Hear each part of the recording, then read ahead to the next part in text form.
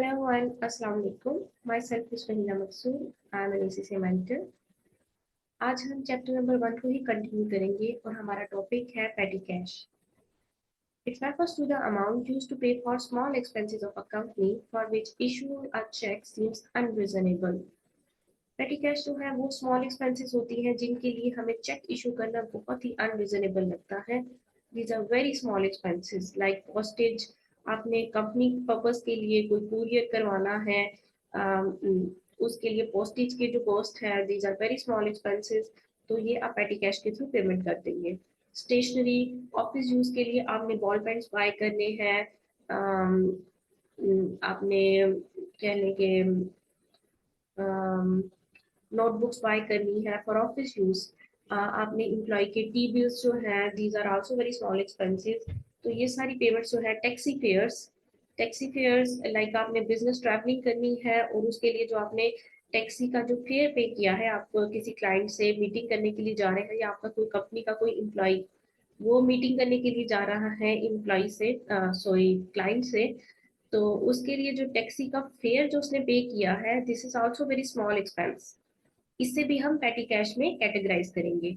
Company में जितने भी छोटे छोटे एक्सपेंसेस होते हैं जो इसके लिए आप चेक इशू नहीं कर सकते, बहुत ही छोटे एक्सपेंसेस है, अनरीजनेबल सा लगता है, उसके लिए आप एक पेटी कैश, एक सेट ऑफ अमाउंट रखते हैं, थोड़ा सा कैश रखते हैं, उसमें से आप ये छोटे छोटे एक्सपेंसेस जो है वो आप पे करते रहते हैं. ठीक है, इसे कहते हैं पेटी कैश. पेटी कैश जितनी भी पेमेंट्स होती हैं उन्हें आप एक बुक में रिकॉर्ड करते हैं जिसे कहते हैं पेटी कैश बुक. जितनी भी माइनर एक्सपेंसेस ये हमारे पास होते हैं, जो पेटी कैश जिसे आप कैटेगराइज करते हैं, day to day office small expenses, उन्हें आप एक बुक में रिकॉर्ड करते हैं इन अकाउंटिंग, जिसे आप कहते हैं पेटी कैश बुक. पेटी कैश बुक में सारे ये पेटी कैश एक्सपेंसेस रिकॉर्ड होती हैं. पेटी कैश बुक में रिकॉर्डिंग करता कौन है? ये तो आपने कहा कि रिकॉर्डिंग होती पेटी कैश बुक में, पेटी कैश बुक में रिकॉर्डिंग करता कौन है? पेटी कैश बुक में रिकॉर्डिंग करता है पेटी कैशियर. आपने पर्सन अपॉइंट किया है जिसकी पोस्ट का नाम है पेटी कैशियर, जिस सारे के सारे पेटी कैश एक्सपेंसेस को डील करता है. ठीक है, इसको आप एक लमसम अमाउंट दे देते हैं, एक छोटी सी अमाउंट दे देते हैं पेटी कैश के नाम पे, और ये उस अमाउंट से जो है पेटी कैश की जो पेमेंट्स है वो करता रहता है, और जितनी भी पेमेंट करता है उसे पेटी कैश बुक में रिकॉर्ड करता है. ठीक है, पेटी कैशियर को पेमेंट कौन करता है? पेटी कैशियर को पेमेंट करता है chief cashier. Chief cashier petty cashier को एक अमाउंट सबमिट करवाता है या एक अमाउंट ट्रांसफर करता है, उस अमाउंट को कहते हैं पेटी कैश. पेटी कैशियर जो है उस अमाउंट से जो पेटी कैश एक्सपेंसेस है उसे मीट करता है. ठीक है, अब हम देखते हैं कितनी तरह के पेटी कैश सिस्टम्स होते हैं हमारे पास. उसकी थ्री काइंड्स है इसकी. पहला जो सिस्टम है that is open and ordinary system. ये बहुत ही इजी और कन्वीनियंट सिस्टम है, बिल्कुल भी टेक्निकल नहीं है. इसमें क्या होता है, petty cashier is given a lump sum amount to meet petty cash expenses. When whole amount is spent, petty cashier submit an account to the chief cashier who pays lump sum amount to petty cashier. Okay, बात क्या कर रहा है, एक open और ordinary system में chief cashier petty cashier को एक अमाउंट देता है. ठीक है, वो अमाउंट कुछ भी हो सकती है, वो जो अमाउंट देगा वो अमाउंट वेरिएबल होगी. हर मंथ एक डिफरेंट अमाउंट होगी. हो सकता है कि वो हर वीक में दे, हो सकता है वो हर मंथ में, ये हो सकता है वो क्वार्टरली पेमेंट करे, 4 मंथ्स के बाद दे, या 6 मंथ्स के बाद सेमी एनुअली पेमेंट करे. इस तरह से कोई भी अमाउंट पे करेगा. जब भी पेटी कैशियर को पैसों की जरूरत होगी, चीफ कैशियर जो है उसको वो अमाउंट पे करेगा. ठीक है, जब वो अमाउंट खत्म हो जाएगी, पेटी कैशियर दोबारा मांगेगा कि मेरे पास पैसे खत्म हो चुके हैं, आप मुझे दोबारा पेमेंट कर दे. ठीक है, इस सिस्टम में जो है टाइम फिक्स नहीं होता, ना ही अमाउंट फिक्स होती है, ना ही आपके पास ये है अगर उसको जनवरी के लिए एडवांस किया है. ठीक है, जनवरी के लिए उसे पैसे दिए हैं, 15 जनवरी तक जो है उसके पैसे खत्म हो गए हैं, तो 15 जनवरी से ऑनवर्ड 16 जनवरी को पेटी कैशियर जो है वो दोबारा पैसे मांगेगा चीफ कैशियर से, और चीफ कैशियर उसको पैसे दे देगा, ठीक है, जितने भी वो पैसे मांगेगा। ओपन सिस्टम है, कोई टाइम लिमिट नहीं है, और कोई अमाउंट की जो है वो भी रिस्ट्रिक्शन नहीं है, जितनी चाहे पैसे मांगे, जो है जो भी चीफ कैशियर को रिजनेबल लगेगा वो पैसे दे देगा, ठीक है। ये बहुत इजी सा सिस्टम है हमारे पास, जिसपे पेटी कैशियर को कभी भी जब भी पैसों की जरूरत होगी वो चीफ कैशियर से पैसे मांगेगा और चीफ कैशियर उसको पैसे दे देगा, ठीक है। Next one is fix system और non depress system. Fix system क्या होता है? फिक्स सिस्टम में एक फिक्स्ड अमाउंट होती है जो पेटी कैशियर को एक फिक्स पीरियड के लिए दी जाती है, ठीक है। लाइक जनवरी में उसको दिए गए हैं $100। फॉर सेक ऑफ एग्जाम्पल जनवरी में आपको $100 एडवांस किए गए हैं चीफ कैशियर की तरफ से पेटी कैशियर को। अब फेब्रवरी में उसको दोबारा पैसों की जरूरत है, तो $100 ही उसे मिलेंगे। मार्च में भी उसको $100 ही मिलेंगे। उसे इसी अमाउंट में बैलेंस पॉकेट मनी होती है ना, उसी तरह से ये कहने के पैटी कैशियर को एक फिक्स्ड जो है पैटी कैश दिया जाता है चीफ कैशियर की तरफ से to meet all the petty cash expenses, ठीक है। अब ये पैटी कैशियर को मैनेज करना है कि मैं इसमें से कैसे मैनेज करूं। अगर उसमें से कुछ सेविंग हो जाती है तो भी वो उसमें ही रखेगा, वो नेक्स्ट जो मंथ है उसमें कैरी फॉरवर्ड कर जाएगी, ठीक है। Third one is imprest system. This is the most popular और लिटिल टेक्निकल सिस्टम, ठीक है। साइंटिफिक अप्रोच के थ्रू ये यूज किया जाता है, और यूजली यूज भी इम्प्रेस सिस्टम ही किया जाता है ज्यादातर। Total expenses are estimated at advance to the petty cashier. Chief cashier estimate करता है कि टोटल कितना एक्सपेंस होता होगा हमारी कंपनी का या हमारे बिजनेस का हर मंथ। से फॉर सेक ऑफ एग्जाम्पल वो कहता है कि मुझे लगता है कि $100 जो है पेटी कैश में पेमेंट हो जाती है, तो वो उसने सेट कर लिया इंटरेस्ट अमाउंट, एक अमाउंट वो देगा $100 की। ये $100 जो है ना, ये पेटी कैश में हमेशा होने चाहिए, ठीक है। At the end of period पेटी cash submit statement of expenses, the amount spent by the petty cashier is reversed to reach up to the original float। ये एक छोटी सी एग्जांपल है, इसे हम देख के समझते हैं। इंप्रेस सिस्टम में एक फ्लोट भी कहते हैं इसको, इंप्रेस्ड अमाउंट भी कहते हैं। जब आपके पास क्वेश्चन आएगा एमसीक्यूज में तो आप देखेंगे, आपसे कहा जाएगा कि ओरिजिनल फ्लोट या इंप्रेस्ड अमाउंट है $100 की, ठीक है। हर हाल में जो आपके पास एक फिक्स पीरियड ऑफ टाइम खत्म होगा हर मंथ हेड पे, for sake of example next month के स्टार्ट में आपके पास $100 होने चाहिए, ठीक है। से जनवरी में $70 के एक्सपेंसेस हो गए, आपके पास 31 जनवरी को $30 जो है आपके पास पेटी कैश बॉक्स में पड़े हुए हैं, ठीक है। उस बॉक्स में $30 पड़े हुए हैं, आपने 70 जो है वो पेमेंट्स कर दी है उनकी। तो क्या होगा, पेटी कैशियर जो होगा उसको वो पेटी कैश सॉरी चीफ कैशियर से कहेगा कि मैंने 70 के एक्सपेंसेस कर दिए हैं, सिर्फ 30 अब मेरे पास है। वो कहेगा ओके 30 है, तो पेटी कैश जो है हमारे पास प्लॉट कितना होना चाहिए 100, मैं आपको 70 दूंगा फर्दर ताकि 100 तक आपके पास बैलेंस चला जाए, ठीक है। इसमें जो स्टार्टिंग की अमाउंट है ना उसे फिक्स कर लिया जाता है। कितने देने हैं पैसे ये फिक्स नहीं किए जाते, जो स्टार्टिंग की अमाउंट है इसे कहते हैं फ्लोट या इंटरेस्ट अमाउंट, इसे फिक्स कर लिया जाता है। जितने भी एक्सपेंसेस होंगे उतने एक्सपेंसेस वापस जो है उतनी की पेमेंट जो है वापस चीफ कैशियर पेटी कैशियर को कर देगा। एक और एग्जांपल देखते हैं, सिर्फ फॉर सेक ऑफ एग्जांपल $100 ही थे, नेक्स्ट मंथ में फरवरी में 60 की एक्सपेंसेस हो गए, ठीक है। आपके पास कितने रह गए 40, तो अब जो है पेटी कैशियर को कितने पैसे मिलेंगे 60 मिलेंगे, ताकि वो दोबारा जो है हट सके, ठीक है। सो जितने भी इसमें एक्सपेंसेस बीट हो रहे हैं वही रीइंबर्स कर दिए जाएंगे, और अगर 50 हो रहे हैं एक्सपेंसेस बीट तो 50 ही रीइंबर्स कर दिए जाएंगे। आपके क्वेश्चंस पे ध्यान रखना है, एक्सपेंसेस जो है वो कितने पेटी कैशियर ने किए हैं मीट, उतने ही रीइंबर्समेंट जो है चीफ कैशियर पेटी कैशियर को करेगा, ताकि जो ओरिजिनल फ्लोट तक बैलेंस वापस चला जाए, ठीक है। I hope it's easy now.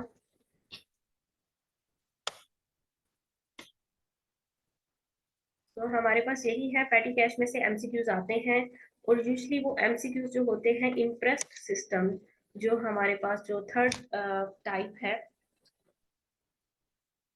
पेटी कैश सिस्टम को मेंटेन करने की, इसमें से मेंटेन किए जाते, इसमें से आस्क आउट किए जाते हैं।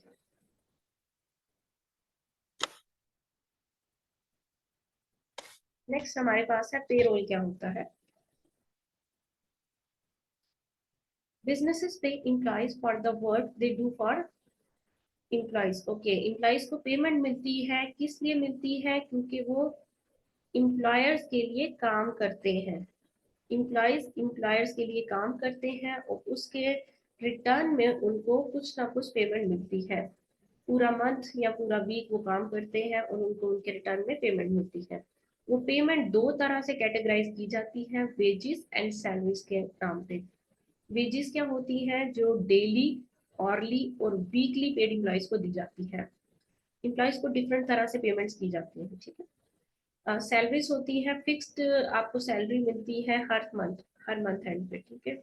तो ये आपने देखना होता है कि आपको वेजेस जो है वो आपको डेली ऑरली मिल रही हैं। आपका रेट किस पे क्या है, डिफरेंट तरह से उसको, जो भी आपका रेट होगा पर आवर, उससे मल्टीप्लाई किया जाएगा जो है नंबर ऑफ डेज के साथ in a month with the daily rate. आपके पास पूरे मंथ की उसकी वेजेस आ जाएंगी, ठीक है। सैलरीज जो होती हैं फिक्स बताई जाती हैं, लाइक 70,000 जो है इस पर्सन की फिक्स सैलरी है पर मंथ की, तो वो डायरेक्टली दे दी जाती है। इस पे हम काफी सारी इसकी एग्जांपल्स देखेंगे। वेजेस कैलकुलेट कैसे करते हैं, सैलरीज कैसे कैलकुलेट करते हैं, सैलरीज में से कौन कौन सी डिडक्शंस होती है, कुछ वॉलेंट्री होती है, कुछ नॉन वॉलेंट्री होती है। इसकी हम इन डिटेल जो है एग्जांपल्स देखेंगे किट से, जब हम इसके किट के क्वेश्चंस देखेंगे। तो इसमें कुछ आपको वरी करने की जरूरत नहीं है। यूजली वेजेस के क्वेश्चन आते हैं, वेजेस कैलकुलेट करना आता है आपको डेली ऑरली के अकॉर्डिंगली, वीकली के अकॉर्डिंगली भी आता है। अगर आपको वीकली पेमेंट हो रही है या आपको पूरे साल की पेमेंट दे दी जाएगी, ठीक है। और उसके साथ जो है आपने ये आपको, सॉरी, आपको पर मंथ की पेमेंट बताई जाएगी, उसको आप 52 से, नो नो, पर वीक की पेमेंट बताई जाएगी, या पर वीक की पेमेंट बताई जाएगी, उसको आप 52 से मल्टीप्लाई करेंगे तो आपके पास पर ईयर की पेमेंट आ जाएगी कि इस पर्सन को एक साल में कितने पैसे मिलेंगे वेजेस के अंदर। और अगर आप उसको डिवाइड कर देंगे 12 के साथ, तो आपके पास एक मंथ की वेजेस आ जाएंगी। इस तरह से ये छोटी छोटी कैलकुलेशंस है, ये हम कैलकुलेशंस करना देखेंगे इन डिटेल। अब देखते हैं कि वेजेस और सैलरीज को पेमेंट की जैसे कैसे जाती है, क्या क्या मीडियम्स यूज होते हैं। आपको कैश के थ्रू पेमेंट की जा सकती है, आपको जो है पे पैकेट्स दिए जाएंगे, उसके अंदर आपके पास सैलरी होगी, आपकी वेजेस होगी, आप वो पेमेंट आसानी से जाके मैनेजर से अपने ले सकते हैं। आपको चेक जो है वो दे दिया जाएगा, वो चेक आप अपने बैंक अकाउंट में जाके डिपॉजिट करवाइए, आपको उस चेक के थ्रू जो है आपको पेमेंट मिल जाएगी। आपको डायरेक्टली हर महीने जो है बैंक ट्रांसफर करवा दिया जाएगा या बैक्स करवा दिया जाएगा। बैक्स भी डायरेक्ट डिपॉजिट या डायरेक्ट क्रेडिट को ही कहते हैं, डायरेक्ट डिपॉजिट। आप डायरेक्टली बैंक में पैसे आपके डिपॉजिट करवाए जा रहे हैं या डायरेक्टली विथड्रॉ करवाए जा रहे हैं। बैक्स ज्यादा कन्वीनियंट और ट्रस्टेबल ऑप्शन है इन यूके, ठीक है। 3 डेज में जो है इसकी क्लियरिंग हो जाती है। तो it's just like bank transfer और BACS are almost similar. BACS एक टेक्निक का नाम है जो यूके में यूजली ज्यादा यूज होती है डायरेक्ट डिपॉजिट और डायरेक्ट क्रेडिट के लिए। और it's very convenient and trustable, क्योंकि इसमें दो बैंक्स इन्वॉल्व होते हैं, तो इसमें फ्रॉड के चांसेस बहुत ही मिनिमम होते हैं, ठीक है। तो पेरोल के हम क्वेश्चंस देखेंगे जब हम किट की प्रैक्टिस करेंगे। तो वेजेस और कैसे कैलकुलेट करनी है वो हम इन डिटेल देखेंगे। अभी तक जो हमने देखा है that is petty cash. Petty cash में से इंटरेस्ट सिस्टम के ऊपर एक क्वेश्चन आता है एमसीक्यूज में, और पेरोल में से वेजेस कैलकुलेट करनी जो है वो आपको आ जाएगी पेपर में, एमसीक्यूज फॉर्म में ही आएंगी। आपने करेक्ट जो है आपने कैलकुलेट करना और देखना इनमें से करेक्ट ऑप्शन कौन सी है। फिर हमारे पास नेक्स्ट टर्म है की पर्सोनल। की पर्सोनल किसे कहते हैं?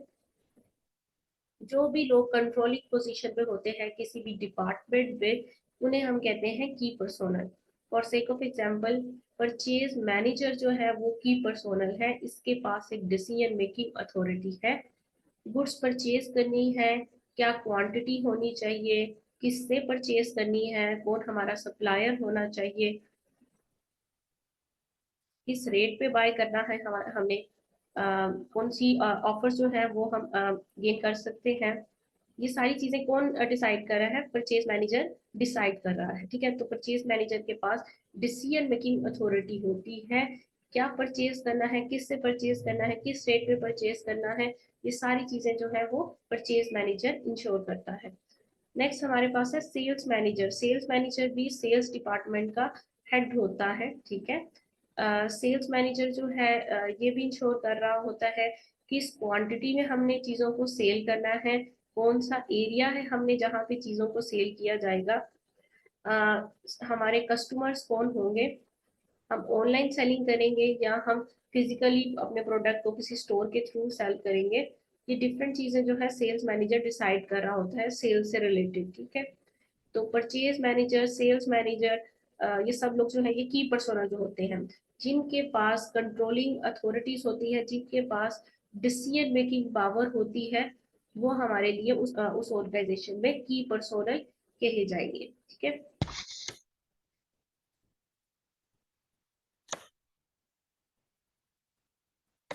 देन हमारे पास है कंट्रोल ओवर ट्रांसैक्शन। जब भी की पर्सोनल कोई ना कोई डिसीजन लेंगे, they need to ensure that decision is totally authorised.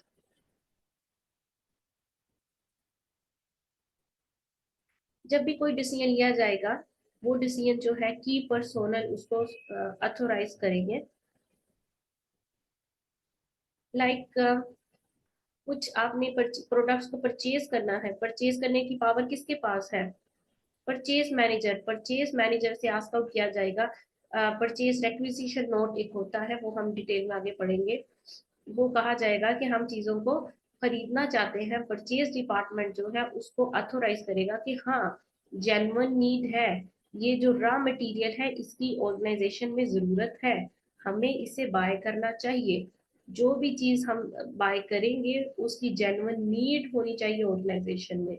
अगर मुझे लग रहा है जेन्युइन नीड है तो मैं इसको अथोराइज कर दूंगा, मैं उस पर साइन कर दूंगा उस डॉक्यूमेंट पे, और वो जो डॉक्यूमेंट है अप्रूव हो जाएगा और उसके अगेंस्ट जो है वो एक्शन लिया जाएगा, जैसे परचेज का एक्शन है वो लिया जाएगा। ठीक है, ट्रांसैक्शंस को कंप्लीटली कंट्रोल किया जाए, की पर्सोनल के पास डिसीजन मेकिंग पावर होती है, की पर्सोनल इंश्योर करेंगे कि हर एक चीज को कंप्लीटली अथोराइज किया जाए, और अथोराइज उस चीज को किया जाए जिसकी नीड जेन्युइन है, जिस चीज की ऑर्गेनाइजेशन में जरूरत है।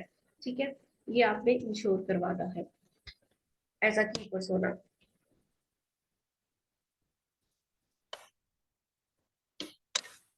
देन आप इंश्योर करते हैं जितनी भी ये ट्रांजेक्शन होते हैं, बाइंग कर रहे हैं आप, सेलिंग कर रहे हैं आप, अ, अ, कोई भी कंपनी में ट्रांजेक्शन हो रही है, आप कोई चीज, कोई लोन ले रहे हैं, कोई रेंट पे कर रहे हैं, ये सारी की सारी चीजें आपने इंश्योर करनी है। ये जितनी भी ट्रांजेक्शन है उनकी टाइमिंग क्या है, वो किस ईयर एंड में फॉल कर रही है, 1 जनवरी टू 31 जनवरी 2022, 2021, अगेन 1 जनवरी टू 31 जनवरी। तो आपने जिस साल की ट्रांजैक्शन है उसे उसी साल में रिकॉर्ड करना है। इस कंसेप्ट को कहते हैं कट ऑफ। ठीक है, ये हम अकाउंटिंग प्रिंसिपल्स पढ़ेंगे तो वहां पे ये सारे प्रिंसिपल्स आ जाएंगे। जिस साल की ट्रांजैक्शन है उसी उसी साल में रिकॉर्ड किया जाए, उसे नेक्स्ट ईयर में रिकॉर्ड ना की जाए। अगर आप जो है मार्च 2021 में कोई चीज बाय कर रहे हैं तो उसे मार्च में ही रिकॉर्ड किया जाए, 2021 में ही रिकॉर्ड किया जाए, ना कि 2022 में टू की बुक्स ऑफ अकाउंट्स में उसको रिकॉर्ड किया जाए। हमने इंश्योर करना है जिस साल की चीज है, जिस साल की ट्रांसैक्शन है, जिस साल की परचेज है, जिस साल की सेल है, उसे उसी साल में रिकॉर्ड किया जाए। हमने इंश्योर करना है कट ऑफ करेक्टली रिकॉर्ड हो रहा हो, इसे कहते हैं कट ऑफ। अलग अलग कर लिया जाए, ठीक है। एंड एक्रूअल, एक्रूअल भी यही होता है कि रिलेटेड एक्सपेंसेस को रिलेटेड रेवेन्यूज के साथ मैच किया जाए। जब हम अकाउंटिंग प्रिंसिपल पढ़ेंगे तो हम ये कंसेप्ट भी इन डिटेल देखेंगे। अभी क्योंकि ये फर्स्ट चैप्टर है तो ये सारे चैप्टर्स में से थोड़ा थोड़ा जो है ले रहा है पोर्शन। जब हम आगे इंशाल्लाह पढ़ेंगे तो आपके ये सारे कंसेप्ट क्लियर हो जाएंगे। एक्रूअल में भी यही है कि जो जिस साल के रेवेन्यूज है उसी उसी साल के एक्सपेंसेस के साथ मैच किया जाए। सो आपने टाइमिंग्स को इंश्योर करना है। ट्रांसैक्शन की टाइमिंग्स बहुत ज्यादा मैटर करती हैं, ठीक है। जिस साल की ट्रांसैक्शन है उसी उसी साल में रिकॉर्ड किया जाए। That's all, chapter number 1 is done. इसकी हमने थ्योरी देख ली है, कंसेप्ट अच्छे से देख लिए हैं। कंसेप्ट आपके बहुत अच्छे होने चाहिए क्योंकि आपका जो पेपर है वो कंसेप्चुअल पेपर है। आपको जो है फिलिंग द ब्लैंक्स नहीं है, आपको शॉर्ट आंसर क्वेश्चंस नहीं आ रहे, आपको सिर्फ एमसीक्यूज आ रहे हैं। अगर आपके कंसेप्ट बिल्कुल क्लियर होंगे तो आप राइट ऑप्शन को इजीली सेलेक्ट कर सकेंगे, ठीक है। That's all for today. Next lecture में हम चैप्टर नंबर 2 से स्टार्ट करेंगे। Okay, thank you, Allah Hafiz.